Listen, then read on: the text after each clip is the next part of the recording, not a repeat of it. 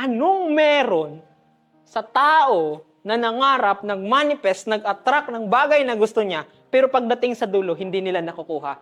Ma'am? Siguro, sir, sa financial. Yes, one of the problem is what? Financial problem.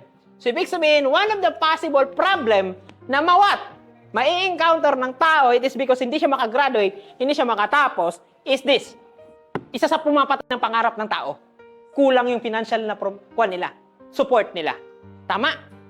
Pero ang tanong ko, may nakita na kayong tao na parehan ninyo na ang problema, financial problem, pero bakit nakatapos sila? Meron ba? Marami! Marami nang nagpapatunay na may mga tao na ang problema, what? Hindi ko minamalit itong problema, ha?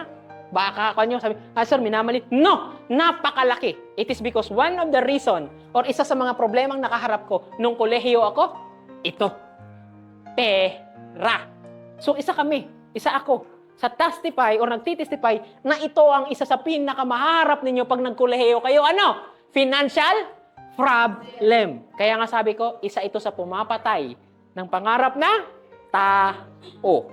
Pero ulitin ko, alam ko may ebidensya na kayo na may mga tao na yan ang problema, pero kahit papano, nakuha pa rin nila yung pangarap nila.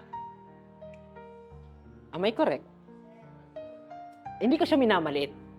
Pero hindi ako mismo. Kayo na ang nakakakita niyan sa mga kapitbahay ninyo, sa mga kakilala ninyo, sa mga kwento sa social media na nag-umpisa sila sa wala. Diwata Pares. Saan siya nanggaling? Sa ilalim ng tulay. Hindi man siya nakapagtapos. Pero ang punto ko, may nakuha siya na gusto niya. Even though yung financial ang problema niya.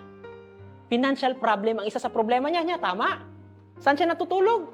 Sa ilalim ng tulay. Pero ang tanong ko, bakit niya nakuha? Nandun na ang sagot. Kung hihimayin nyo, kung ano yung ginawa ni Diwata Pares, hindi ko siya pinopromote o anuman, pero pwede natin siyang makunan ng papag-aralan ba?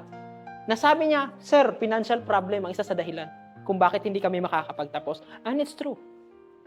Pero kung gagamitin nyo sa Diwata, para rin yan siyang nag-aral na ang gusto niya makatapos. Kaso, saan siya nag-achieve?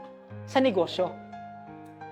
So kung si Diwata, na halos wala ring pera, nag-umpisa sa wala, sa ilalim ng tulay, from zero to hero.